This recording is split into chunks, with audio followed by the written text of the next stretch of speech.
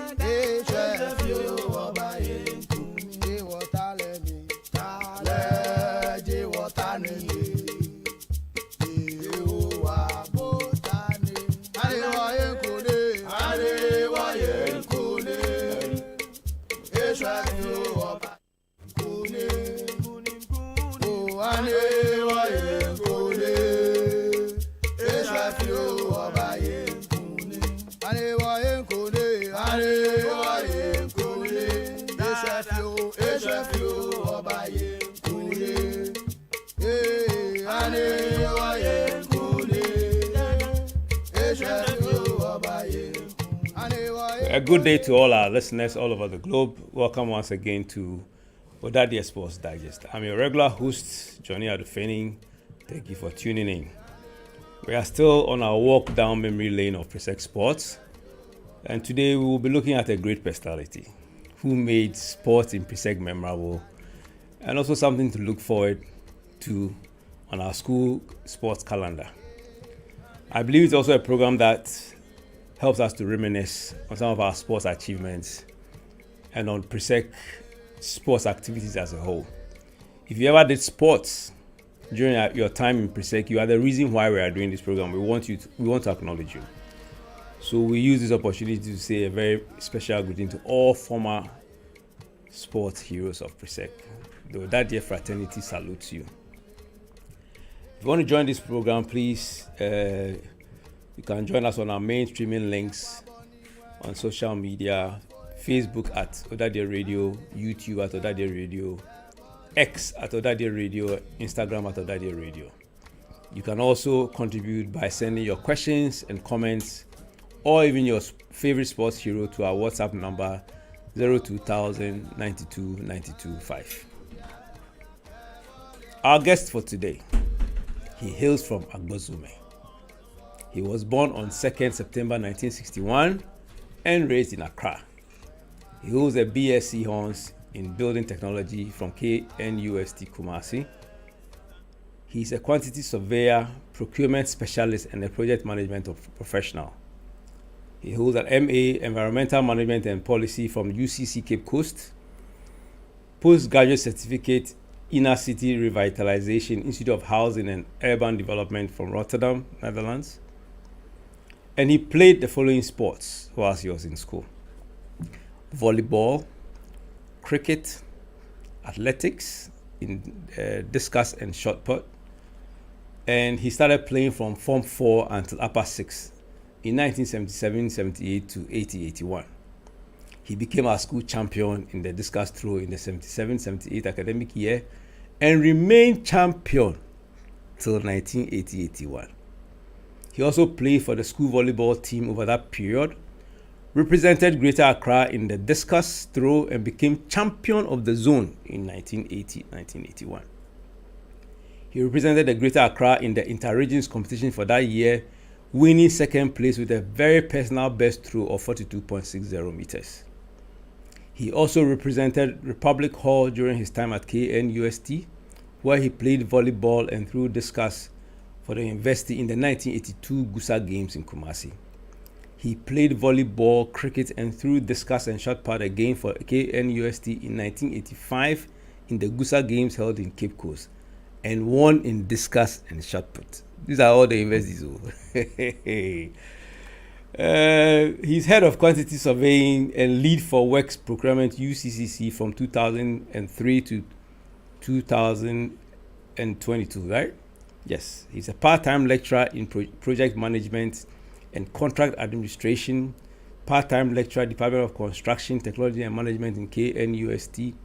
He currently is project coordinator, TDC Company Limited, Tema. He's widowed with 3 children. He was our CBO as in Presec and remains a proud Kwanzaa houseboy. Ladies and gentlemen, my guest for today is no other than ỌDADEɛ Innocent Emmanuel Brown Kwame KUDU, aka ZOWAY. ZOWAY, you are welcome. Thank you, Johnny, aka Zonda. I'm pleased to be here this afternoon. Yeah, thank you so much. I feel so proud of me just talking about you, Charlie. He's a Kwanzaa houseboy, we shouldn't forget. Anyway, let's start with your family background. A quick summary of your family background. I was born first child of my parents. There's 6 of us now, and for quite a long time I was the only boy. I'm followed by 4 beautiful ladies, and it wasn't until I was in the second year in the university that my only brother was born. My only brother, Isaac Benjamin Joshua, was born. Father, ex-soldier, so I was raised in the barracks with all the stern discipline that you can imagine from the barracks. So I grew up coming to Presec very, very disciplined, So Presec environment wasn't too intimidating. No. Okay. Good. Let's delve straight into your sports background. How did your interest in and participation in sports all begin? Where did it start from? Well, I'd say it started from home. That's in the barracks. Soldiers did a lot of sports, and I'd say the only kind of luxury of free time that I was allowed was to go and watch games going on. That one I could get permission easily to go. Otherwise, you were not supposed to go anywhere. You were supposed to be at home. So I watched a lot of football and a lot of volleyball in the barracks at 37 Military Hospital. That's where I grew up. Oh, okay. Before coming to Presec, yeah. Were there any athletes in your family? Yes, I have cousins who were great athletes. My cousin, Afuachu, they went to school in the Volta region and they were doing marvelously well. Sprinting and jumping, Fuachu, and then Bra Rico of blessed memory. Bra Rico was a great sprinter of PJ Secondary School. In fact, he also was in the Volta regional team when I represented Greater Accra in 1980. So, yeah. And did you do any sports like in primary school? No, primary school. Not at all. No. Okay. And so how do you come about your nicknames, Zoe? Did you have other nicknames apart from this before? No, I didn't have any nickname apart from Zoe. Growing up, I thought I would follow in my dad's footsteps and become a soldier. And if you remember, in the 70s and early 80s, we used to call people that were in the security forces zombie. Okay.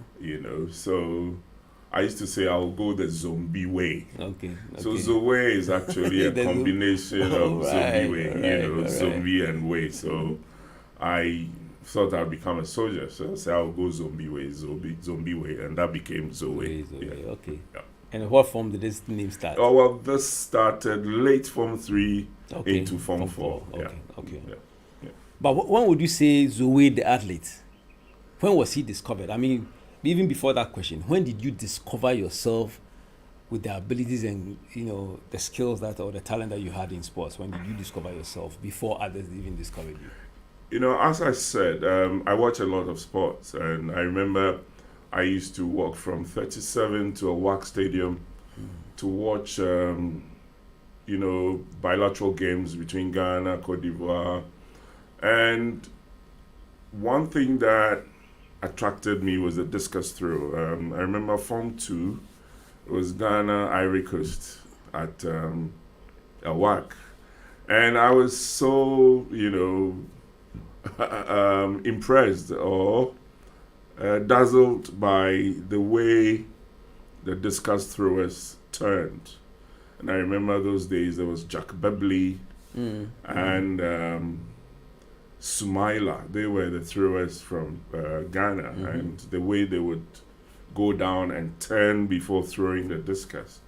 I mean, I was so impressed. So when I got home from that competition, I would just be hurling stones around in that fashion. And pan lids. Yes. And so I got interested in that, and volleyball too at the barracks. Okay. So come Form 3, I started going to the field. And I used to be a very sick boy. In fact, that was what made the decision for me to come to Presec. My dad wanted me to be near home, and of course, therefore hospital, because we lived at 37.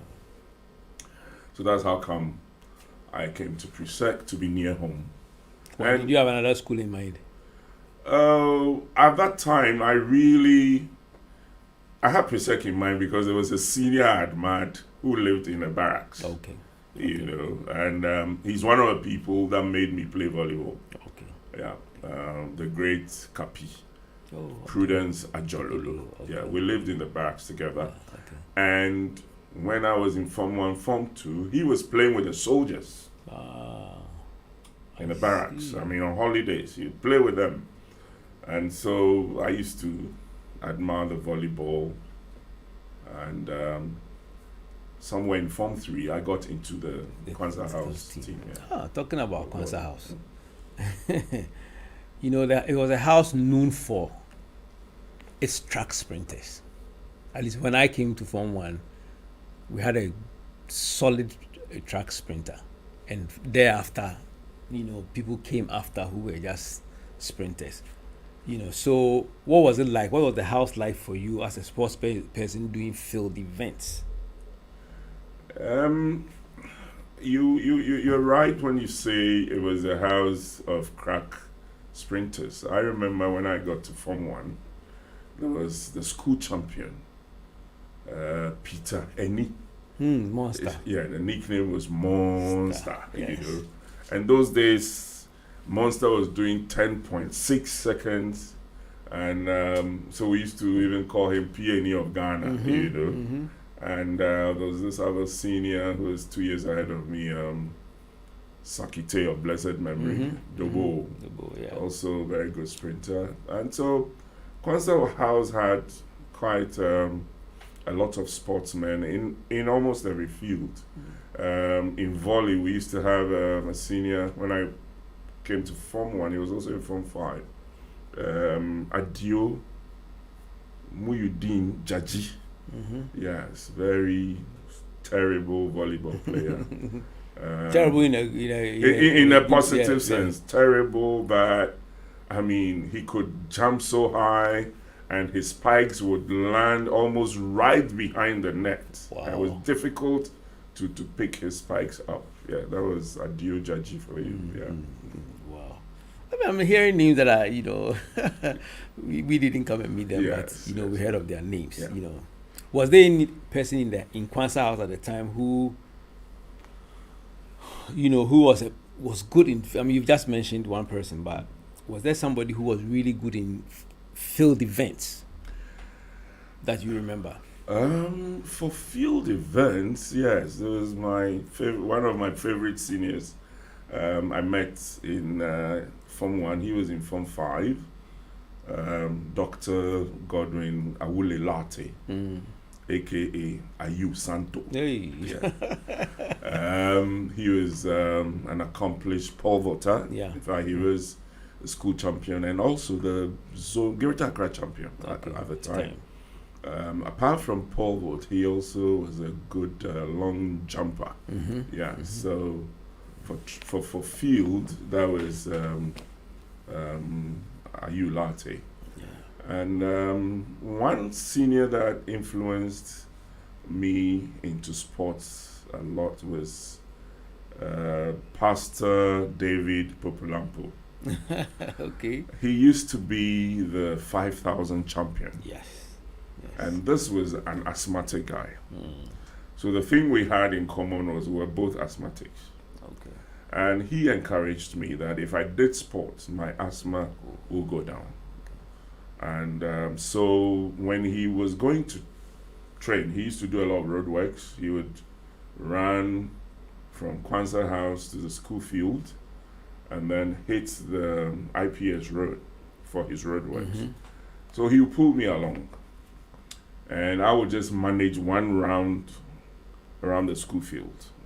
And then he would leave me and then he would continue. So that was how I started trying to become a sports person, to build up some endurance. Okay. Yeah. When I think about when we came to Form 1, those who were doing field events, I can't remember a lot of people. I remember Frank KUDU though. Yes. My senior Frank was doing short put. Yeah.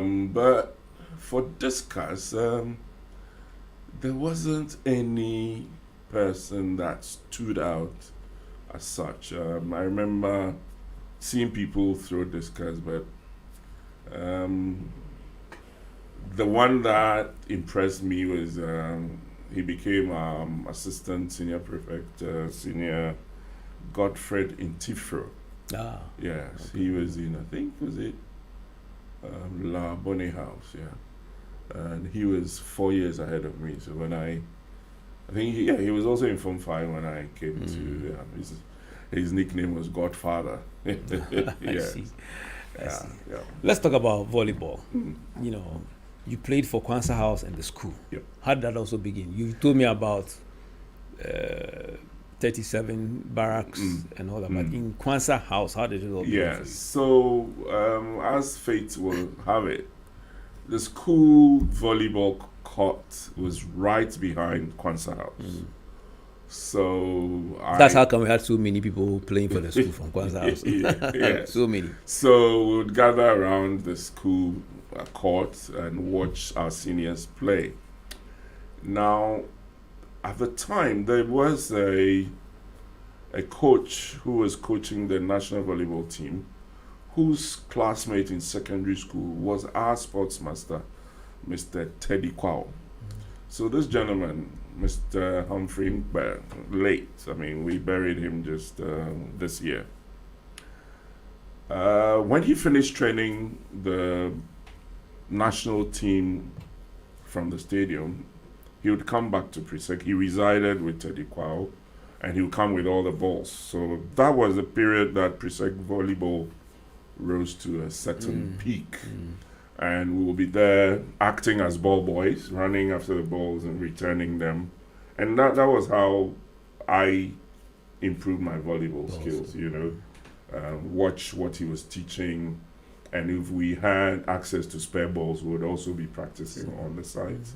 And so that was how I got into the volleyball team in Form 3, you know, watching Prudence, Ajololo, and co. So by Form 3, I could play for the house team, myself, Frank KUDU, Rex, Yeboah, my mate, and a number of... We had KB Kosa at the time. Yeah, KB Kosa. There was one of... There was Soa. Yes, Soweto, yes. yeah. In fact, we had a team. Yes. Then, of course, during my time, we had people like Yanis, Taya Gbemo. Yes. Even before we left, Yanis was in the team. Taya Gbemo. And then there was something Arthur. Did he play? He was not Ghanaian. Oh, yes. There was... my mate. Forgotten his name. I think it was something. Yes, he's Arthur Thomas. Yes, Arthur Thomas, yes. They're the Sierra Leoneans. Yes. The three brothers that came to Presec that period, yeah. Arthur Thomas. Well, if we have time, we'll go a little bit into the technique of playing these field events, but let's continue. I want you to tell us a little bit about the shot part, and discuss. As for shots came to me with some difficulty. I really didn't enjoy the shot put. I found it too heavy. Yeah. You found it heavy.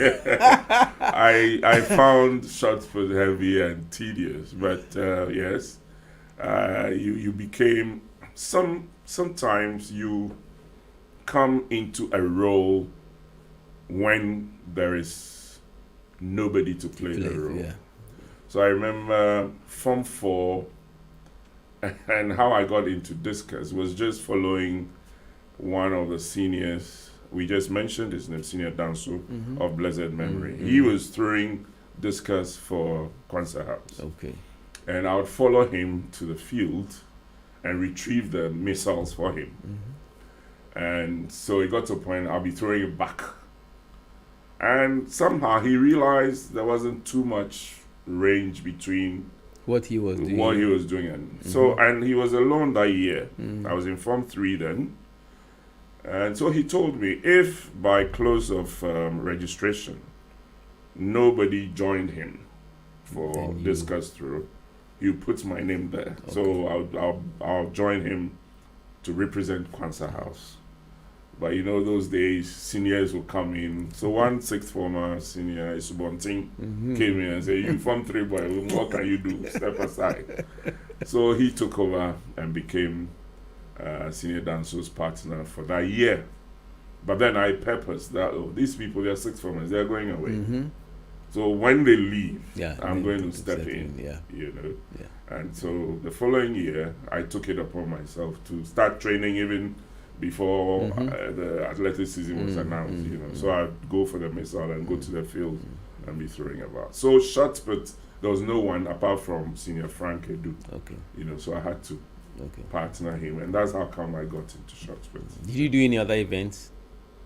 No, it was mainly for athletics. It was mainly shots put and discus until upper sixth that I became a sprinter. In fact, Fiku has asked me that question that I should ask you. So I'll please reserve that.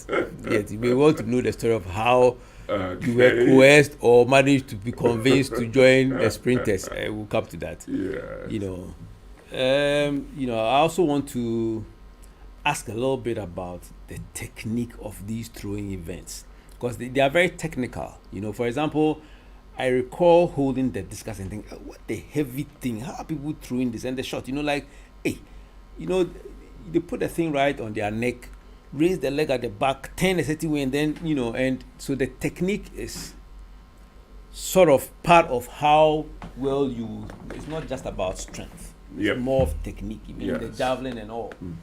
You know. Yes, much as it's a fact that you needed to have power. Those days they used to call them the power events because, and there's a lot of science in there, a lot of physics in there. Power is defined in physics as the rate of doing work. You know, how much work you can do in a time frame. You know, like in a second. So you are pushing this heavy weight in a short time. So, I mean, kind of explosive. So you needed to have some minimum amount of strength. But then all the throwing events have missiles, which the physicists will tell you will call projectiles. So you are projecting them, you're throwing them over a certain distance. And this is where the technique comes in.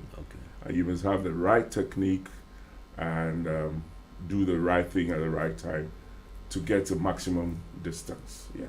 So you can have two people equal strength, but the one with a better knowledge and skill of technique would always be better. So technique is very important. I've been told that you owe, or there's a story of how you became school champion in discus and how you beat the person who actually gave you tips on throwing the discus. Is this true? Oh yeah, it's a true story. Okay, tell us about it. We Kwanzaa House guys. We are very truthful. straightforward. I mean, we speak the truth. Yes. Tell us about much this. as we are masters of all that we survey, we are also very truthful, honest guys. So there's this gentleman that I owe gratitude to, perpetual gratitude. Okay. Yes. Also an accomplished sports person by name KUDU. Kwesi Asiedu. Yes. I remember Kwesi's elder sister used to do discus. Okay. Yeah. Okay. Did discus for Accra girls. She did sixth form here in Okay. Presec. And so, I don't know, maybe by that association, Kwesi somehow got the hang of how to spin the disc, Okay. which I didn't know. I just thought you just swung your arm out And let it out. and let it out. So that was what I was doing when I was with Senior Danso. Okay. And then when I got to Form 4 and I decided to be the discus thrower for the house, I remember KUDU used to do triple jump. So he would also be on the field training. And one day he joined me and we're throwing the disc back and forth at each other. Then I noticed something odd about the way he spun the disc. KUDU is left-handed, okay? So because of the way I released the disc, I found the way he released the disc odd. Being left-handed, he will swing his arm in a clockwise direction. And so I assumed the disc should also Good. That's it. come on. But I noticed that rather he was spinning the disc anti-clockwise. So I walked up to him and said, my friend, That is very an eye for detail. Like I said, my friend, how do you release the thing? And then he taught me that, look, you should roll the thing off your index finger. So it was like you were kind of pulling the disc back, whipping it back. Alukutu style. Yes. And the last finger was your index finger. Alukutu style. So for me, who was a right-handed person, it meant that my disc should spin clockwise instead of the anti-clockwise that I used to do. And then on the next throw that I did what KUDU taught me, there was a big gap between his throw and mine. And that was it. Wow. And he couldn't catch up with me from then. I see. Yeah. So it was just that little technique that brought the difference. In fact, most like events have techniques that if you don't learn it well, like I always tell people, I was sprinting flat-footed till sixth form when KUDU noticed that I was running totally flat-footed in sprints and called my attention to it, and that changed the way I run. Just that one little difference. The coach didn't even notice it. Yeah. So it happens. You only need one small moment, somebody, showing one little thing, and that brings about. Well, KUDU, huge shall I come and collect your destiny now? Oh, so as for KUDU, I salute. Wherever you are, if you're listening. Yeah, he should have been on this program today, but we'll drink the beer on you. Okay. Which of these events was your favorite and why? And did you train differently for these events? Well, discus was my favorite because then, turning to throw also became a dance form for me. And I took the trouble to learn it very well. So for me, when I stepped into the discus ring, it was a dance for me. And so I loved it, and I found the discus lighter compared to the shot. So I enjoyed discus more. And I made mention of the fact that there was a lot of science in. And I did science in school. Okay. So my study of physics and the subject of projectiles came into play in the throws. Okay. When you have a projectile,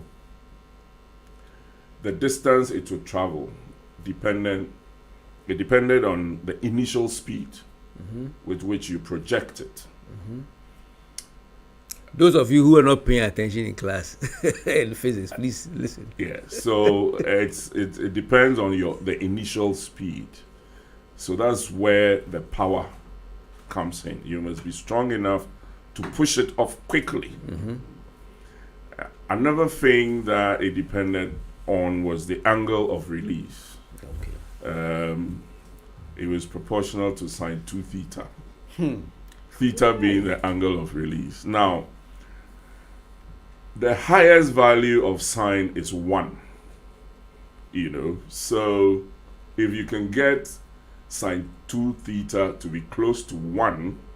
Joseph, please bring me the Abbott. Bring the Abbott. Me myself, I don't understand. For those, I did science, but I don't. If you can get sine 2 theta to be close to 1, meaning that 2 theta should almost be equal to 90 degrees. And therefore 2 theta, if 2 theta is 90, then theta will be 90 by please 2. don't be confused. This is a sports program. And so you're looking at theta being equal to 45.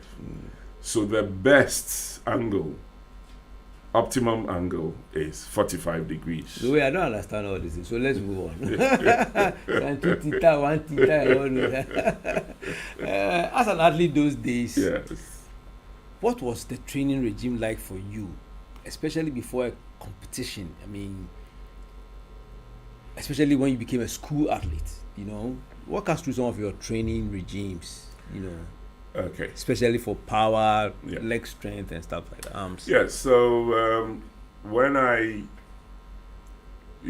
kind of was discovered in Form 4, I mean, people didn't know about me being a sports person. I mean, people knew me more for the guy who is always being taken off to hospital for asthma attacks and stuff like that. So it was a big surprise.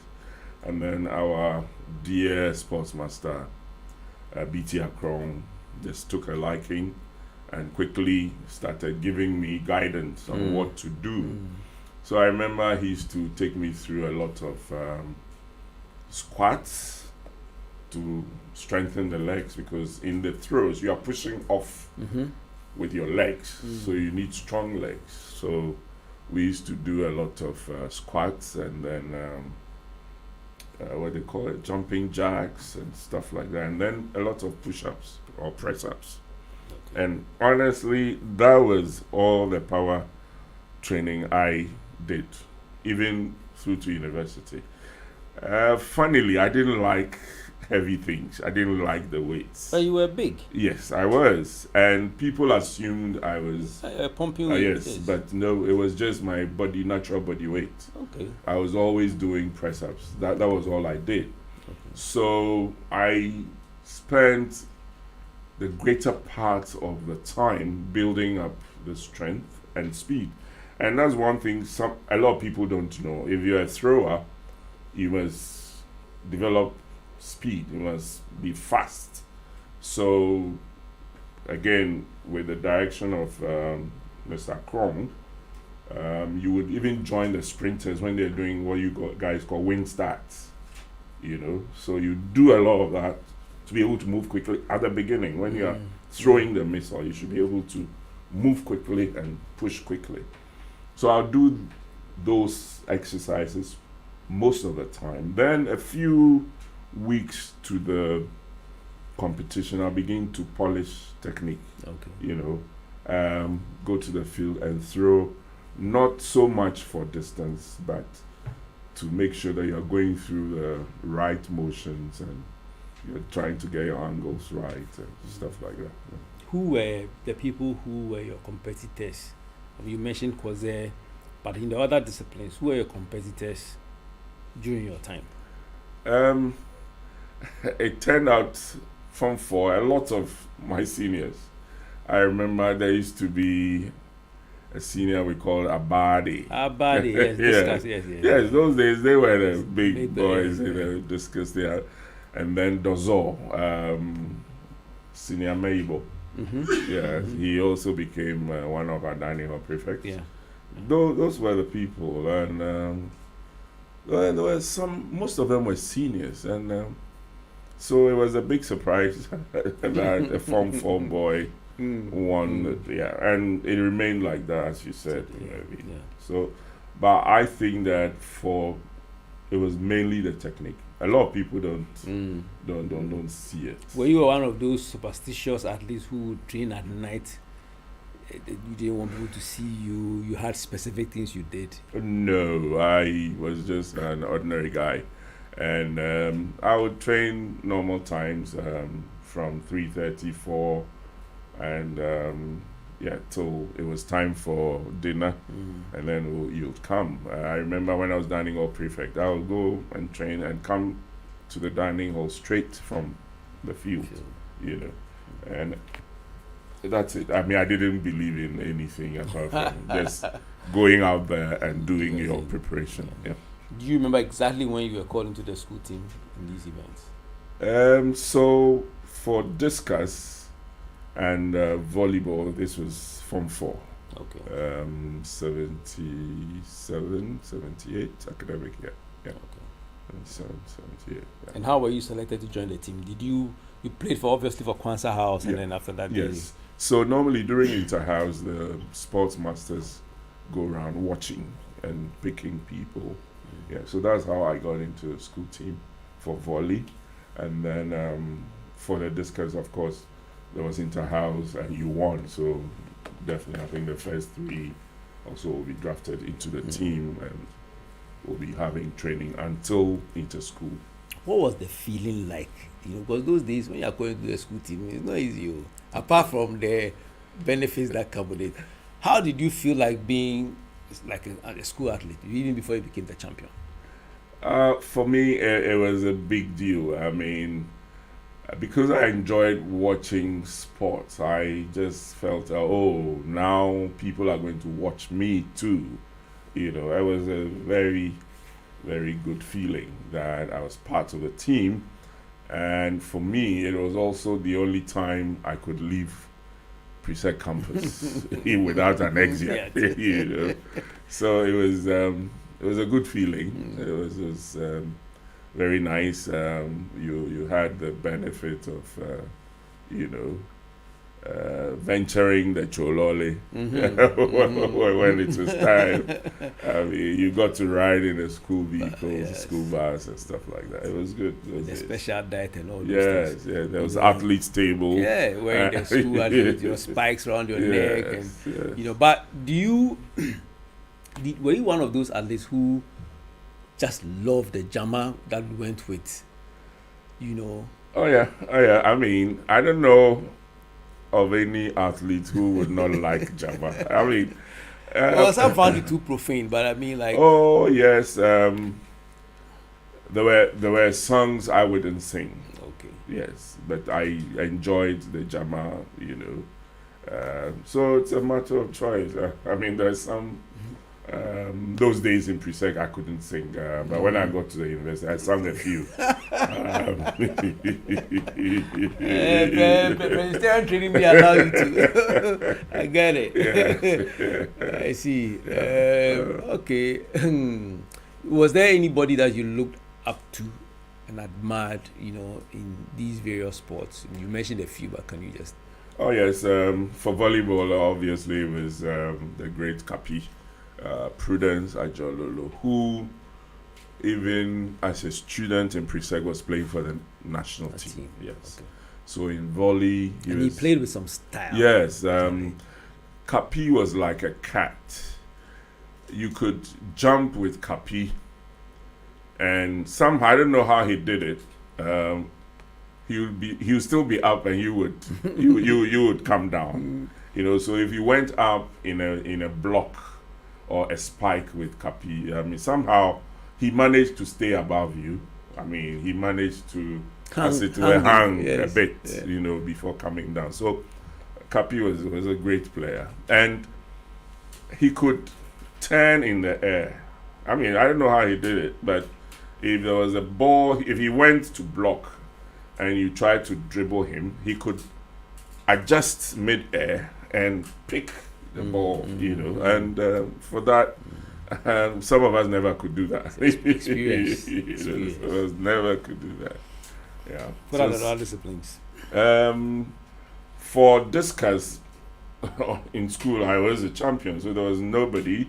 I'd rather look out for, I mean, when there are international competitions, you watch how people are throwing and stuff like that. On a national level, of course, there was this man, Jack Beverly, and then Baba Sumaila. They both were policemen, big, tall guys, you know. And so they were the ones you look up to in the volley, in the discus throw. Like I said, shots, it was tedious. So Didn't we have a prefect in Council House who threw the shot? He was a French guy. French guy. He spoke French. Okay, then that was. I've forgotten his name. But he was either the deputy CBO or Oh something. no, yeah, Senior Dollar. Yeah, didn't he throw the shot? Dollar was the CBO. Yes, he was the CBO. He was the CBO. But at that time, who was his assistant? This was Frank. Yeah, but Frank, well, we all knew Frank as the CBO. Yeah, no, but you know, I mean, you know the way Frank Frank is. had charisma. Yes, Frank has that charisma. Frank has that confidence. Yeah. So, I mean, when people say he was a dining hall prefect, I understand them. I mean, he kind of would just overshadow. You know, he had a presence. Yeah. Frank had a presence. That one, no two ways. You know. Yeah. So yeah, I think Dollar. I don't know why I seem to remember him as somebody who threw. No, Dollar didn't do any of those. Yeah.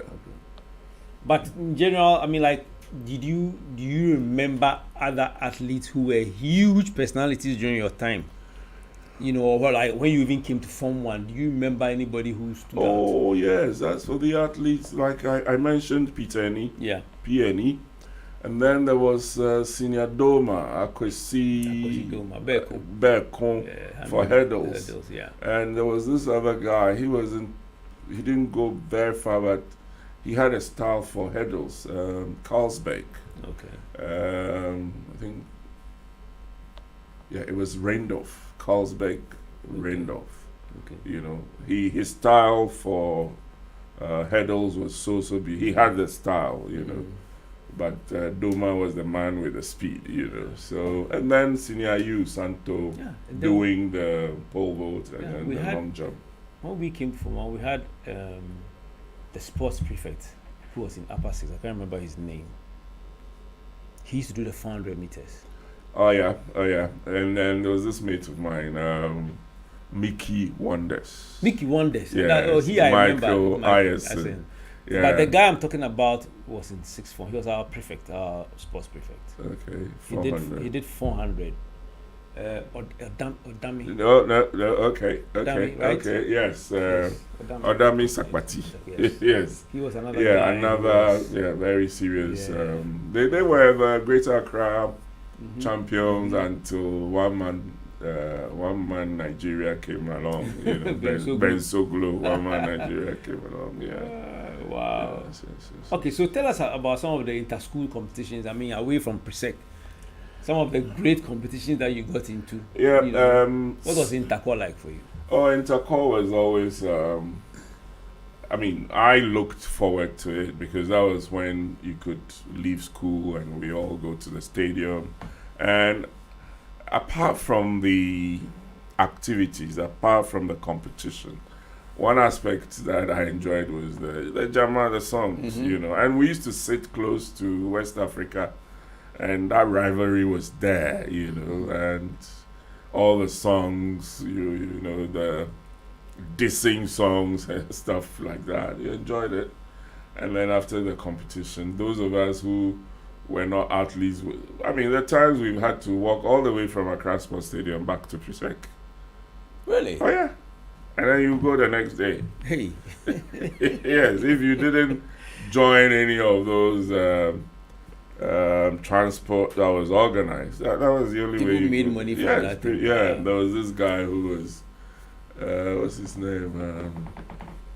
Every year had somebody like that. Yeah, there was this guy. Bingo. Yeah, Bingo. There was a guy called Bingo. He used to do this arrangements. Yeah. But do you have a name in mind in some of the events that this guy, I fear this guy, or this guy was was competition from other schools? From other schools, yeah. For me, Form 4 that I got into discus, I was unknown. Okay. And so there were some established guys. I remember there was a guy from Temasco. I remember his first name, Arnold. And then there was the private schools, the Katecos, the Emmets. Mm-hmm. There was a guy called Amagari. Mm-hmm. But they always were older and bigger. Yeah. And in fact, Amagari was in the national team. Mm-hmm. But when it came to secondary school, second cycle school sports, they all came in. And there was this other guy from Was called Agbashi, short put. I mean, they were men. Yeah, these were men. Yeah. I mean, they were shaming. Yeah, so you knew that when it came to short put, there was no way you could proper win. goalies. Yes. If it came to discus, well, Amagari was not in my zone, so I didn't know him. So in my zone was this Arnold guy, and because the year before I hadn't been, they didn't know. And then suddenly I come, and at that time I hadn't mastered the turn. So I'll stand and throw. And they didn't understand how I could stand and do more than 40 meters. Mm-hmm. So everybody was talking about me, looking at me if I came into the ring to throw, and then they all gather. So later I heard that they didn't understand how I could stand and throw 40 meters, And then unfortunately for us, the following year, after I had won the zone, the year I was to be for inter schools, that was when there was some disturbance and we were banned. Okay. So the year I should have gone, we didn't go. Okay. So they didn't know me. Okay. And then lower state. You should have. Then they just like, where did he come from? This guy has been around since 2 years ago. It's just because his school was banned that you didn't see him. Yeah. So those were there was a Temasco guy, Arnold, somebody, I've forgotten his name. And then this was guys in short put, Can you tell us about some of the records, the times, like the records? Oh, I remember at a point I was aiming for the discus record. It used to be held by a namesake of mine. It was Innocent. Okay. Yes, Innocent. He ended up in the army. Innocent Beto. Yes, he became a brigadier Beto. Okay. Yes, and I think his record for Presec at the time was 44 something. Okay. And I was training to see if I could, but I never could get near that. And then there was also J.C. Amui, also another discus great from Presec. Okay. I think he even became a national coach. Okay. Yes, Coach Amui. But do you know what the record is? If I had a national record, I because can't I've recently it should be in the 60 something meters. Okay. And the short. What were you throwing? I was doing short those days, 13 meters. Yeah. Okay. Yeah. But I remember those were boys. Yeah, of course. Boys' weight. It's about. Of course, you also went all the way. Yes, to the university. But I tell you, I found the shot too heavy. Did you improve on your throw when you got to the university? Then you were doing men's missiles. It was bigger. Sometimes we forget that. It was men's missiles. Yeah, they are different. It was bigger, and at that point I struggled a bit because, for instance, the disc was bigger, was wider. So if you didn't have very long fingers, having full control of the disc was a bit of a problem. Yeah. So you had to Did you ever dream of being national champion? No, much as I tried to improve myself, I was also practical. Okay. I mean, I was realistic. I knew I didn't have, you needed to be, for those throws, you needed to be of a certain size, to perform at the national and international levels. You had to be of a certain size, and I didn't have that size. So, yeah, that's realistic. Yeah. How did you, as an athlete, how did you handle defeat or a comeback from like a competition where you didn't, or a throw that you didn't do well? How did you handle that? For me, one thing that I tried to do was to block out everything and just see myself and my missile and where I hoped to throw to. So I will normally pace out the distance that I expected. I would have a certain marker somewhere, and for me, that was all I tried to focus on. I never bothered about anybody, leading at a particular time. All I knew is that this is where I want to throw to. So when I got into the small ring, I tried to focus on that. Okay. Yeah. Okay. Well, Joseph, do we have any messages? Oh yeah, yes. Okay, I have some messages. And the first one is from E.B.K. You remember who he is? Yeah, I remember E.B.K. Okay. His first question is that you entered Presec with one of the top common entrance test scores in Ghana, but you feel shy to talk about it. So he wants to understand why, because you have an academic talent too. Well, I mean, if there's no need to talk about it, why talk about it? I mean, well, this is the first time I'm hearing it. yeah. I mean, a lot of Concert House boys were there, so I'm not too surprised. I mean, I didn't know myself, but what happened was my admission letter delayed. Okay. So my father matched me here for us to come and inquire, because almost everybody in the barracks had got their letters, their prospectus, were preparing to come, and mine was not coming. And so we came. And then when we got to the school, we went to the administration and stated our purpose. And they asked, my old man spoke, and then they asked, what's your boy's name? And then he mentioned the name. And then there was some kind of, I don't want to call it pandemonium. I mean, like, all hell broke loose. Hey, Mumbere, the spoke tree. I said, come and see. The boy who had the top boy is here. I mean, that was when I got to know that there was something, special about my marks.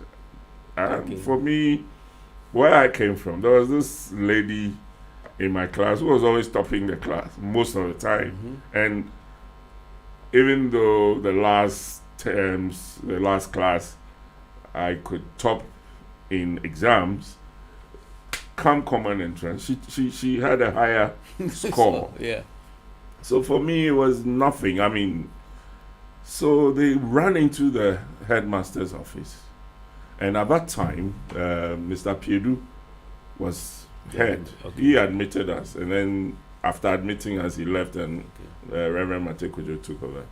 So they went into the headmaster and announced to him that, hey, the boy who had so is here. So he sent for us and we went into his office. And we told him, I said, how come? So they looked for, I think they gave us another letter and prospectus. And he sat me down and told me, young man, yes, the batch that is coming to Presec this year, your mark is the highest. But it's a different story when you come here. Don't come and rest. Continue to work hard, because there are people who are equally sharp, except that they didn't have the high marks. And when you come, you will see those people. You see people who will be better than you are, but don't let that worry you. Just keep working hard. So I got that from Mr. K.U.D.U. And there was a parent with him, and that parent took my name and said his son was also coming. And so when we come, I should find his son, make friends with him, and so we studied together. Unfortunately, we lost one of my mates, E.B.K. Oh, wow. Yes. And just last year, I think, his dad also passed. Okay, so his second question is the intense interest of Innocent in volleyball over the other disciplines can be attributed to the influence of Prudence Ajololo Kapi.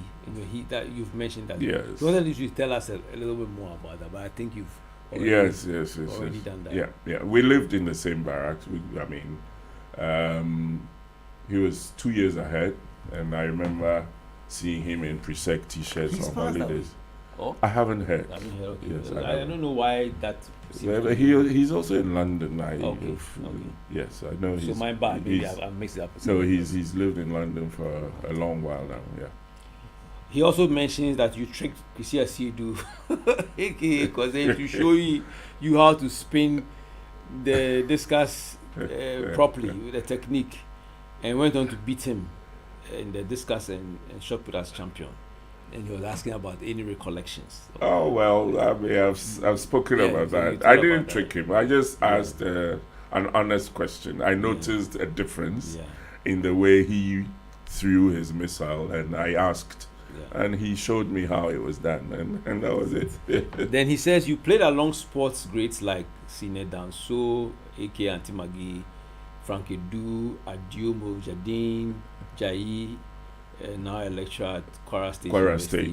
Suwa, Soweto. Yes, Soweto. Kosa, KBK. Kukuba, yes, and Milko Johnson. Yes. Is there any nostalgic feeling when you hear these names? Oh yes, particularly in the volley ball team, there was a lot of teamwork, and I remember sharing this with Milko about 6 years ago.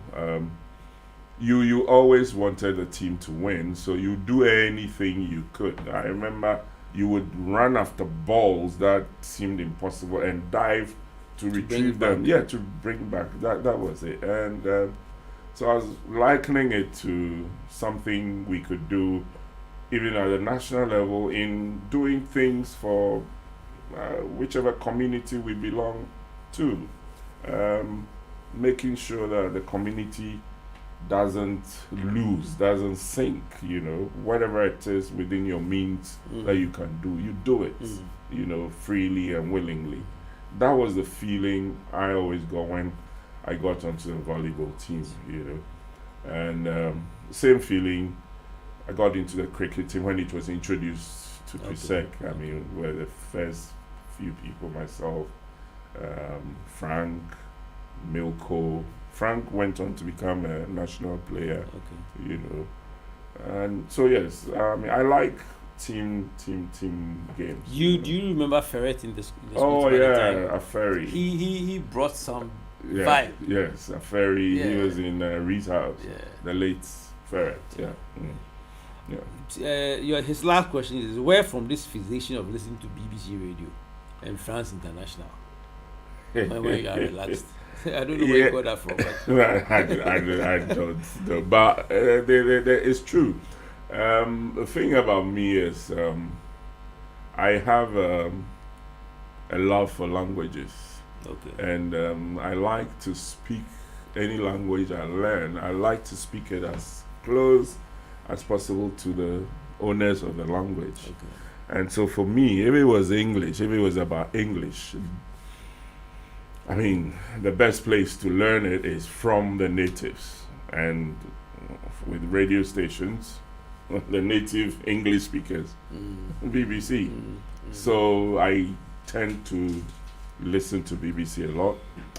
And then I love French also.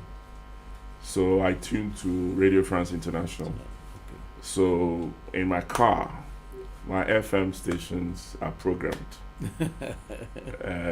BBC, RFE, and then the Ghanaian stations, which I prefer. Okay. So I just, even when I'm traveling with my family, once, I used to live in Cape Coast, which was out of range. But once we approached Accra, I just say, hey guys, let's listen to some French. Okay. And then I just tap my button, Okay. and because of that, all my kids studied French. In fact, one lived in France for a year, and she speaks marvelously well. I mean, so yeah, it's about the love for the languages. To get it right. Okay. That's So Kozai also has sent you something. He says he's listening to the program, and then he made he said Intifru was in Engman House. Oh, okay. That's the question. Okay. He was supposed to tell me something about. I'm still not waiting for that message, but we'll wait and see. So, listeners, we've been talking to ZOWAY, Innocent KUDU, former athlete in Presec, and so far we've delved into his time here in the school, the competitions he participated in, and the performances he had at the various levels. And so far it's been very interesting. So we'll go on a very quick break, and when we come back, we'll delve into other matters. A quick short break.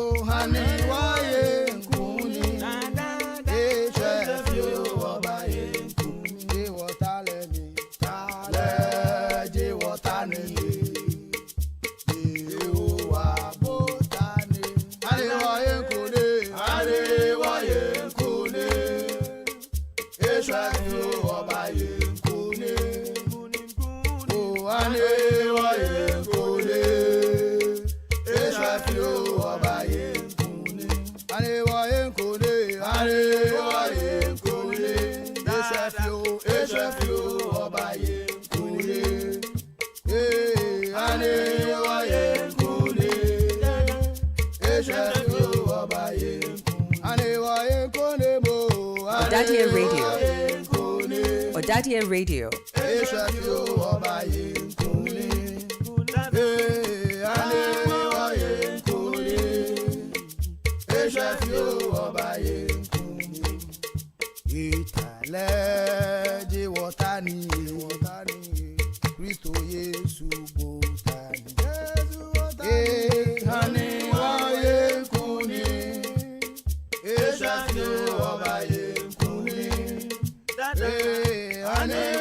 ỌDADEƐ Radio. Like us on Facebook at ỌDADEƐ Radio. Follow us on Instagram and Twitter at ỌDADEƐ Radio. You can WhatsApp or call us on 0200 092925.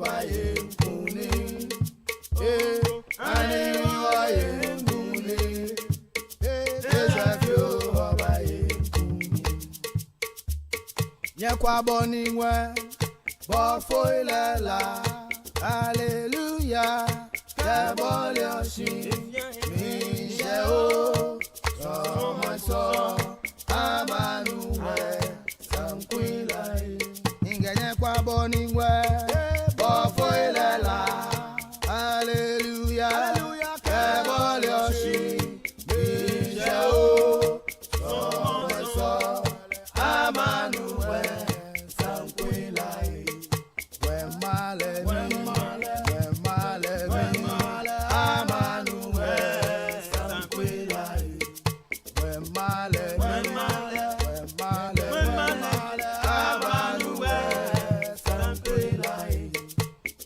Morning.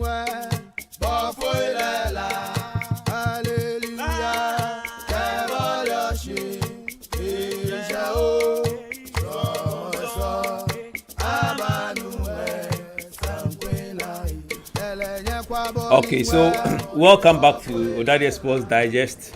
And my guest this evening is Mr. Innocent KUDU, aka ZOWAY, former volleyball player and a field star of the school.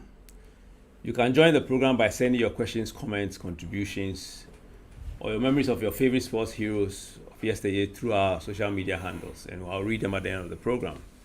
We are on WhatsApp 02000 92 92 5, on YouTube at ỌDADEƐ Radio, Facebook at ỌDADEƐ Radio Ghana, X at ỌDADEƐ Radio, and Instagram at ỌDADEƐ Radio. This second part of the program will look mainly at how sports impacted on the life of our guest and how he sees the development of sports generally in the country. So ZOWAY, let me put this first question to you. As an athlete, did you feel like you got enough support from the school teachers and prefects of the time, especially being a prefect yourself? I would say there was room for improvement. Yes, you would find that apart from, say, the sports masters and a few other masters, the general idea about sports was like you were wasting your time. I remember when my A-level results came out, one or two teachers expressed surprise because they had given up. They thought I was going to fail because they thought I was spending too much time doing sports. Because I played sports till we wrote the A-levels. Oh yes, because That's right. For some reason it got to a point, maybe it was like addiction.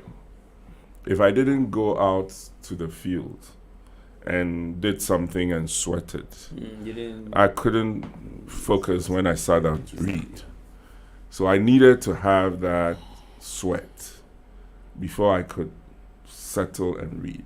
So my routine in sixth form, upper sixth, was I always had a missile with me, whether it was athletic season or not. Okay. I had a missile, so I would go to the field, go and do my things, come and supervise dinner in the dining hall, and then come to the house. By the time I'm settling to read, my mates would have been gone about an hour, because immediately after dinner, everybody is off to the classroom. And then I would make sure everything is fine, come to the house, take a shower before I sit down. And of course, with all the the trainers' exercises, by 9:30, I'm ready to go to bed. I remember there was this little boy of mine who would come back from prep, and I'll be ready to go to bed, and he would say, "Senior ZOWAY, won't you learn?" But my learning pattern was different. So I would go to bed around 9:30, 10, and then wake up around 3 and read, and then get ready for morning assembly. It was because I was a prefect, not that because I was a prefect, but it was part of me to be at every school gathering. Yeah. So from 3 a.m., read up to a point, go shower and prepare for morning assembly. You know, so for me, most of the authorities didn't pay much attention to sports. They just would tell you, you came here to study. You know, that was it. But for me, I was enjoying my sport, so I just kept at it. But looking back, do you think you were trained or coached or prepared even well, you know, by our PE tutors? Or did we even have the facilities that will enable you to perform better? I would say, as of the facilities, we just had to make do with the little we had. And then, yes, athletics time, I remember BT. BT just gave me some exercises I should do, and that's it. So about a lot of it was on my own. Same thing happened when I got to university. The coaches, especially for me, somehow they found I knew my routine. They knew what they realized I knew what I mean, I was about, so nobody bothered me. So I go to the field and do my warm-ups, and I had my own timetable. Oh, this week is just going to be strength training, and when I will be doing technique and stuff like that. So a lot of the time I was on my own. Yes. But did you see that as a responsibility of the coaches or the school in general to help nurture or train students? Yes, definitely. Who are the talent? Definitely, it was their responsibility, and I think that it is that lack of dedication that has permeated the sports life nationally, and that's why our sports is where it is, because we have a talent. I give my own self as an example. This height that I have, 5'11", I attained this height from age 16. Now, so assuming there was better sports management, better sports development, and we could pick boys who by age 15 are already 6 feet tall in all games. So if we are playing under 17, we know that truly under 17. And the man, I 5'11" by 16 with a full beard. So no age cheating, you see. So if our sports development was serious, we could get talents and train them. Somewhere along the line, football has become physical. So you needed people who were robust and stuff like that. You could get them, but people make this claim that Ghanaians are small in stature, and nobody goes out to, as it were, talent hunt and get the stature that they think is right and train them to develop the skills. We just leave it. The Chinese people, they are very short, but they are also very tall ones. So you can go out and look for those people and give them the skills. So a lot of the time, it's all about your own interests in the sports. That's what will sustain you. And then when you begin to break certain barriers, then there'll be some focus or concentration on you. But otherwise, you have to paddle your own canoe most of the time. Yeah, because I think a lot of us participated simply because we had a talent or we knew we could do it. But we didn't actually even consider sports as a career option. No. Did you? No. Because in our era, it was entertainment, and being a part of. And now it is a huge professional industry that people earn so much from. And, some of us could have gone that path, because there were real talents in there who, if, had been, as you are saying, there were even some who were already playing for the national teams at the secondary school age. School level, And that was massive, you mentioned BT as giving you a few tips here and there. BT was a very special person. We all loved him, especially for some of his jokes and stuff. But how did he impact you as a sports tutor? I remember this incident when I represented Greater Accra. One of the buses that took the Greater Accra team was the Presec Neoplan at the time. Our new bus. Yes, at the time. Bus. And when we got to Ho, they put us at Maoli School. And I got down, went into the dormitory we were supposed to be in, and there was no mattress. It was just bare beds. Whoa. And so I said, no way. I'm not going to leave school. At that time, we were doing exams, lower state exams. And I had left my exams to come to do sports, and I was going to lie on a bare bed. No. So I said I was going to come back. And BT looked at me with some eye. But I ignored him and got back onto the bus. Then when we started away from Marley School, somewhere before we'd leave Old Town. And then BT looks at us and says, "It's so innocent. Are you going to disgrace me?" Wow. And that changed the whole situation. So I asked the driver to stop, but I got off the bus. And then I stood there, and I remembered I had some childhood friends from 37 who were now at the Motor Regiment. Mm-hmm. So I took a taxi and went there. So for the 1 week, I was out of camp. I would come from the barracks, And then come in. and they, at a point the teachers who were in charge started complaining. I said, I cannot leave my school, leave my exams, and sleep on a bare bed. Mm-hmm. So until you get me a bed, I'm not coming. Yeah. You know, and that. So BT, yes, for me, he was an influence. The preparatory exercises, the strength training exercises, apart from BT, no one else had given me any close direction.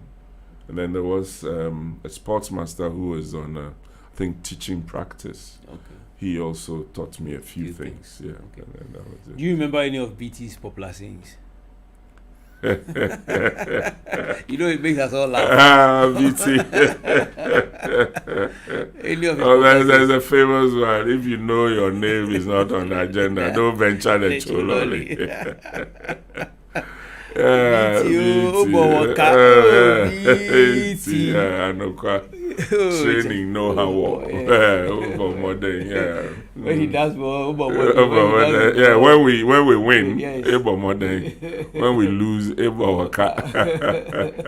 But how did you cope with sports? I mean, being a star athlete, you know, combining this with your studies, your whole learning approach, you know, and still excel in your studies. How did you combine that? For me, I'd say it's the grace of God. I'd say, how do I put this?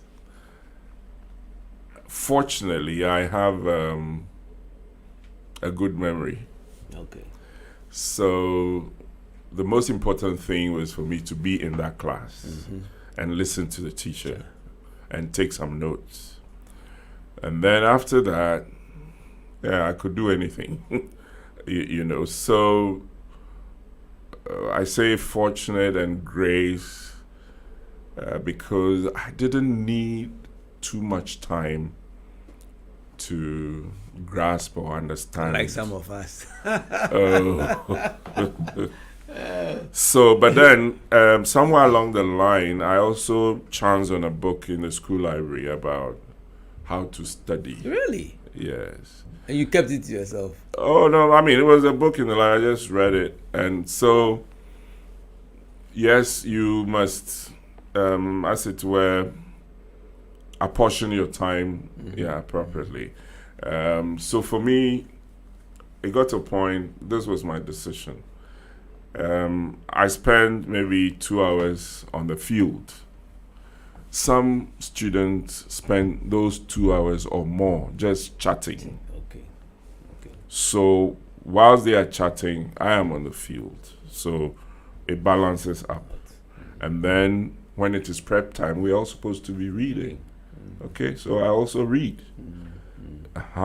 So for me, when people thought I was wasting time, I didn't see it. I didn't see it that way because other people were spending the same time not doing anything connected to studies. Did you have any difficulty as an athlete, be it in training, studying, or even handling the vociferous Presec fans? Oh, the only difficulty sometimes is you go and train and you're hungry. I mean, that one.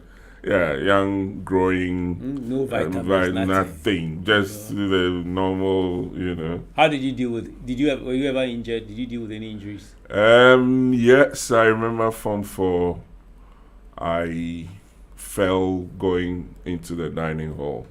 Oh, okay. Oh, wow. So, and broke the This is the second knuckle on my middle finger on my right hand. Okay. And when it happened, my first thought was, oh, how am I going to set in volleyball?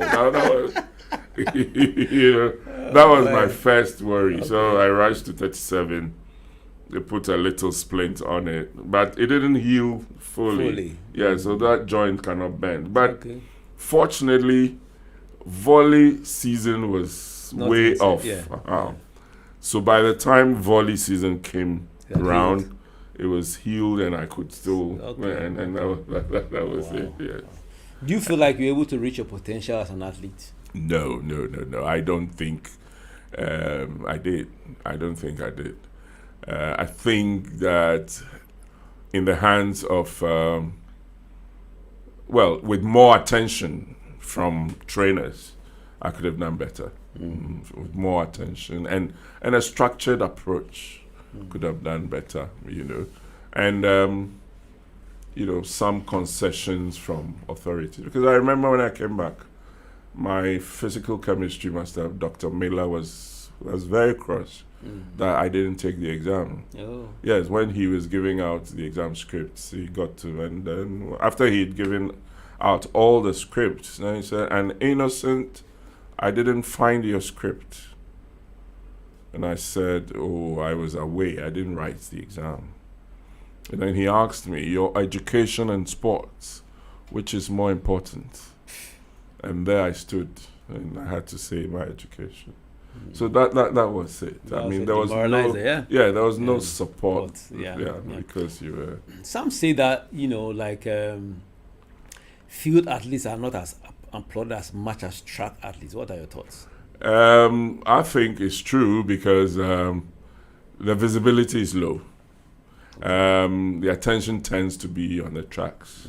So except somebody is really interested in the field events, they don't watch it. Yes. It's only those of us who are interested in the fields. We make time and look out for those events as well. But a lot of the times, is the tracks. But it's funny though, because you see that a sprinter would normally be doing the long jump. Yeah. So you see that most sprinters end up doing long jump. And then you see that there are a few who do certain events as well. Yeah. That they are, I think that these days you see more of individual, people who are doing just track. But there's a combination of. Yeah, there used to be a combination. Again, the sprinters who do field, they'll come and do jumps. Yes. And again, it's the physics. You jump and how far you would move. So it's all the speed. This brings me back to the question that has been put forward. How did you end up as a field athlete to come and do track for Kwanzaa House? Well, I mean, it was would I say, for a house, I don't know whether patriotism would fit. This was a time when we couldn't find the fourth person to be part of the relay team. Really? Yeah. What year was this? This was when I was in upper sixth, so you must have been in Form 5 or so. But then I must have run that race. You anchored. Yes, I handed a baton to you.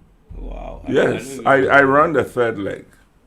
What happened to us? We didn't... No, we didn't win, but we didn't disgrace ourselves. I think we came third or fourth that year. Okay. So I couldn't stand by, and then they'll say Kwanzaa House had no team. Okay. So no relay team for Kwanzaa. Yeah. No, somebody must step up. Because we always won that. Yes, somebody must step up to the plate. Yeah. So I said, come on, if there's nobody, I'll go. That's how come I did that relay. Yeah, it was because we couldn't get a fourth person to join you guys. Yeah.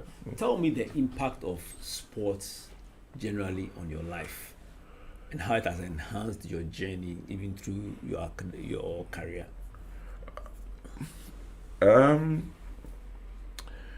For me, I think sports, number one, it's kept me healthy.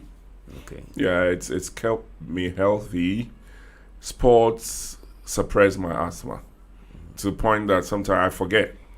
In fact, now I don't consider myself an asthmatic anymore. Okay. And I noticed that drop when I started doing shot put and discus in Form 4. Okay. It went down drastically and kept going down to university.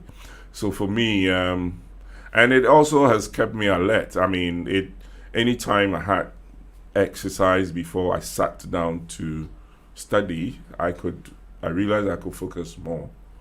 I could also, absorb more. Okay. And so for me, sports has been very useful. It also helped me. I'm a very shy guy. Yeah, no. I mean, you're a CBO talking to the whole school. How would I know you're shy? But I still am shy. When I say that about myself, who don't believe it too? I still am shy. So sports helped me to, break it down a bit. So my mates who are listening, you can be shy and still be, No, I'm still shy. I'm still shy, but sports has helped me work on it. It's helped me gain a lot more confidence, and you say I was CBO, I was standing before over 1,000 boys. It was, the sports also helped. Okay. Because they are watching you already playing and falling and all. So, I mean, why wouldn't you just relax and talk to them? And because you participate before spectators and an audience, I mean, you get more confident, and it helps. It helps in your social interactions as well. Okay. Yeah, and it's helped me a lot. Did you watch the African Games? No, I didn't. What about the Olympics? I'm not watching. Really? No. Why? It gets to a point you get too busy. By the time you are even ready to watch, you're dozing. Okay, then I'll leave my questions I want to ask about your views on how most of we in Africa here prepare for these games, But what do you think in terms of the development of young people in sports these days, both in our schools and in the country? I think it is poor. It's poor. And we need to, as a country, put in more resources in developing sports. And I think that there's too much concentration on the popular one and the soccer. Yes, some of the resources should go to the lesser sport. The other, the But don't you think also that it is because we don't see most of our heroes being either coaches or giving TED talks and encouraging the young ones, and because there are people who can't connect. As we are talking, they can't connect how sports is linked to. They can't even make the connection. Yes, that's also part of the problem. So, if we want to develop, these are the programs that we must we must craft. People who've done sports before must go and stand before young people and let them know the benefits, guide them. There was that notion that if you do sports, then you're not serious. I mean, it's not true. I remember when we were in pre-sec, we used to go across to Legon to watch inter-halls, and you find top medical students being champions. There was a sprinter. Yes, there was this, I've forgotten his name. He was a medical Taiboche, and this nice guy would win 100 meters. So if people like that are running, if somebody like that comes to stand in front of young children and lets them know that sports does not hinder you in any way, it rather enhances you, I'm sure more kids would gravitate towards sports. But then, if you're able to attract them and you don't provide the necessary facilities, what are we doing? Because just last week I was watching the clip where I saw the DIU talking to the psychology class. Yeah. and giving a talk, and I thought, wow. Yeah, I saw that That's picture. interesting. Yeah. You know, I didn't know the correlation of what he was saying, but I just like the idea that this was somebody who was a sports captain who was talking to students, and it was nice. But can you explain the burden of being a top school athlete and the weight on you? You know, and the disappointment, if any, and the vis-a-vis success. I mean, like. Yeah. When you become a top athlete in your school, I mean, it comes with responsibilities, because your colleagues look up to you. And when we go for these inter-school competitions, every school wants to win. And I remember FISEC in those days. I mean, we were always bragging. We make, mincemeat of Achimoto School.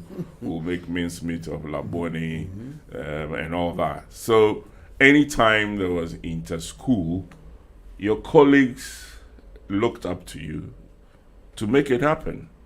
Because if their school didn't win, they were going to meet their friends from other schools who will be teasing, and so you are the one who must make it happen. So if you don't perform, I mean, they get so disappointed. So it's a burden, and sometimes that pressure can get to you. Yes, it can get to you that you are carrying the hope of the whole school, and so if you flop, it means you let them down badly. Yeah, because I recall that one of my biggest problems was always doing the 200 meters, and I would always get a muscle pull after the event. I'll do well in the heats, and I'll flop in the finals. And the reason was that I hadn't built my muscles For that. well enough, and nobody was. I didn't know even how to do it. So when I think back, I'm just, and people are expecting that. Oh, he's done so well in the finals. Cool. Yes, and so that's it. So if our coaches, our trainers, were giving us more knowledge in these things. I used to go to the library to go and read about shot put, read about discus. Okay. And so some of the exercises, I read them from, the library, and why you should do certain things and why you shouldn't do certain things. So if you're a sportsman and you don't have these basic understandings, even of your body, how it works, you could have the problem you're describing. You won many laurels for PRESEC, and the university you attended. Do you feel appreciated, or did you feel appreciated? Well, sometimes at that point, yes, but after a while, everybody forgets.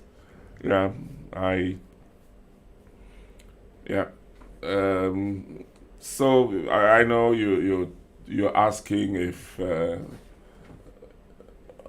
I feel I got the appreciation that I deserved. Well, for me, I was enjoying myself, so I didn't place too much. I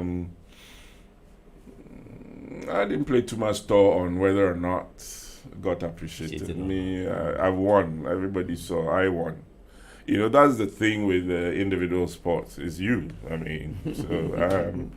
So whether the authorities didn't care. I remember when I was in upper sixth, we didn't do intercall. Yeah, that year. Because I called it. We called it off. We were negotiating with the school authorities to change our timetable for mock or something. They refused. So I was dining hall prefect. I made an announcement. Mr. Copson was some way about when we went to say, oh, look, this is it. You want us to start mock by this time, but there's this intercall. So why don't you shift some subjects for us so that we, the sixth formers, the upper sixth formers, who are athletes, can said no. So I didn't know that though, but what I know is that I didn't get a chance to compete when I was school champion. That was what happened. So it tells you how sport is kind of disconnected from other school activities. It Yeah, still is. yeah. It still is in many ways. But in your opinion, do you think we honor our sports heroes enough in our schools and in the country? Oh, I don't think so. I don't think so. What do you think we could do about it? to Oh change? yeah. So, like you're talking about recognition. Sometimes it's not so much of material things, but some citation, some trophy, apart from whatever you would have won at a competition for the school. The school can appreciate you by doing their own presentation, something that you can have as a keepsake. Koze had suggested we have a Hall of Fame. You know, and I think all of our past sports people who've been here have also agreed that there's a need to do something like that. You know, because when you go to places like Motown and France, we have a Hall of Fame. Oh, okay. So maybe this year, this was our top athletes. I mean, go to the U.S. universities, a lot of it, you go and you see. Because even here, all our trophies are thrown somewhere. You know, you don't. I mean, I recall talking to somebody who said Azamati had given his running shoes when he ran the Olympics with or something to the school. Where is it? Where is it? You know, this is something that we should be proud about. You know. Yeah, I think that maybe we should start a crusade for that. We shouldn't just be glorifying in national maths and science quiz and all the other quizzes. Let's also raise the image of sportsmen. Yeah. Let's make it something that students would aspire to. But the other thing is, you know, the short time they spend in school these days. I mean,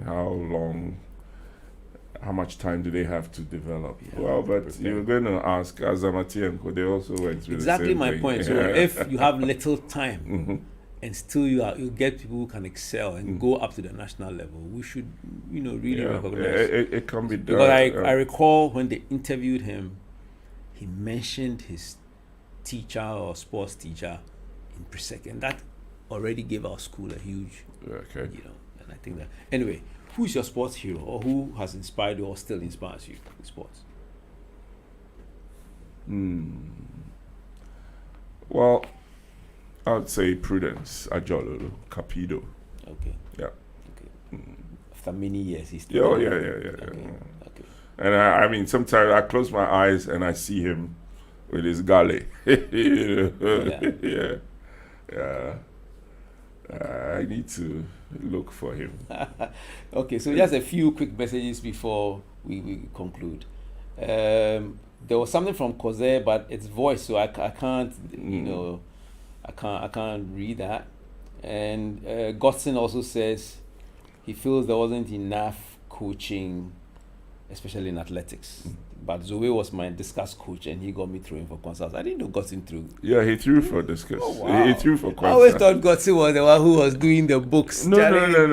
Hey, son of God, I greet you. Godson and Ojija. Oh, okay. Yes, they used to come with me as Wow. you know, teaching Wow. So them. you the did discus. touch some people. Yeah. You know, we have David Amana Bodu saying kudos to the sporting team. Interesting sports digest. Well done. Okay, so what would be your advice to any young person or that they are listening, especially with an inclination or talent for athletics? I would say straight away, go for it. Just be disciplined. Learn how to apportion your time. Yes, you are in school to study, but it also helps if you do sports. The Greeks have a saying we learned in primary school: "Mens sana in corpore sano." Oh, to you, can you remember? Men sana incorporate what? Sano. Yes. So a healthy mind is found in a healthy body. Wow. So if you do sports, you exercise, your blood is flowing freely to your brain. It's a brain that you use to read. So if you go and exercise, you increase the blood flow to your brain. I mean, there are other hormones, other chemicals that improves your mood when you exercise and do sports, and it enhances your ability to focus and read. So just learn to apportion your time, and you will do better academically if you engage in sports. Yeah. So mens sano in corpore sano. Mens sana in corpore sano. Wow. Are you active in your year group? I am the year group president. But you're not active.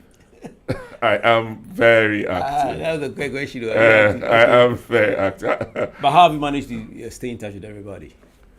So we have this, the usual WhatsApp platform, and from time to time, you put things out there. Sometimes I make audio recordings. Sometimes I just. Is there anybody in your year group who was a top athlete that for footballers, we had great footballers.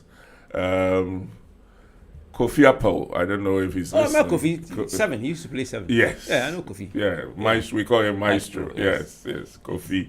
The late Festus Asari. Oh, Festus. Yeah, brilliant defender, left back. Yeah. And there was also Ebenezer Taki for Kwanzaa House. And then even for Prisek, Akoloso used to do 400, Akoloso was in Kwanzaa House. Yeah, it was in Kwanzaa House, but he didn't stay in the house. He was always out of the house. Yeah, but so I don't remember him. He's a Kwanzaa House guy. Okay. What was Taki's nickname? Akoloso. No, Taki. The sprinter. Yeah. Kolon Kala. No, not Kolon Kala. The one in the house, Taki. Yeah, Ebenezer Taki. Yeah, he's Akoloso. He's Akoloso. Oh, okay. He's Akoloso. Oh, okay. Yeah, so those were my mates who were into sports. Who else? Yeah. I think those are the people I remember. Yeah. Well, what are your impressions of our studio? Well, I haven't been in too many studios, but this looks good. I used to visit ATL FM in Cape Coast. Okay. Yeah, I used to be a panelist for about years. And looking at your studio and comparing to that studio, I think you have a beautiful studio. Thank you. You have a beautiful studio. Any shout outs to special friends, athletes? Yes, I've forgotten. There was this terrible, troublesome one. His name is Zorro. He's actually supposed to be one of our guests. My brother and friend Richard Ajete Ajay, aka Zorro. Yes, wherever you are, Zorro. Say hi. I say hi and enjoy yourselves. You are still not responded to our invitation. And Zorro, don't do what I said you shouldn't do. I hope you are not doing it. Yeah. And a number of brothers, Mr. Ken Owusu-Mensah, used to be in Reese House, very good friend, all in the Sakumono area. Mm-hmm. Yeah. And shout out to my brother, Professor Ben Adakwe Dramina, who's in Michigan. Mm-hmm. Yes, he's one guy who also helped me a lot in academics, Mm-hmm. I was speaking a lot of physics here. Mm-hmm. Ben was the one who helped me in sixth form. Mm-hmm. At a point I was struggling with physics. He shone the light on physics for me, yeah. Great. Okay, so on behalf of ỌDADEƐ Radio and all ỌDADEƐs, we say a big thank you to you for taking time to talk to us and share your sporting experiences and your love for Prisek. My pleasure. Yes, we appreciate you. We pray that you will live long so that Prisek and Ghana will continue to benefit from your skills and your experience. Thank you very much for the wish, and thank you for the honor done me by inviting me, and giving me the opportunity to share some of my life story. Thank you. Thank you very much. Listeners, we've been talking to ОDADEƐ Innocent KUDU, one of our sports heroes of yesteryear. And we have been talking about his time and recollections as an athlete in Presec, the impact of sports in his life, and how the talent of the young should be harnessed. You will agree with me that his recollections have been very memorable and enjoyable, and it's quite clear to me that indeed he was one of the very best during his era in Presec. If you did any sports whilst you were in Presec or competed for your house and school, you should be seated here as well so that we can share your experiences with all of us as we go down memory lane and talk about our sports heroes of yesteryear. Thank you for tuning in to this edition of ОDADEƐ Sports Digest. I was ably assisted in the studio by our resident technical manager, Joseph Otu. I hope you enjoyed it as much as I did. Until next time, when we come your way again with yet another exciting ОDADEƐ sports hero, this has been your host, Johnny Adufeni. Thank you and enjoy the rest of your week.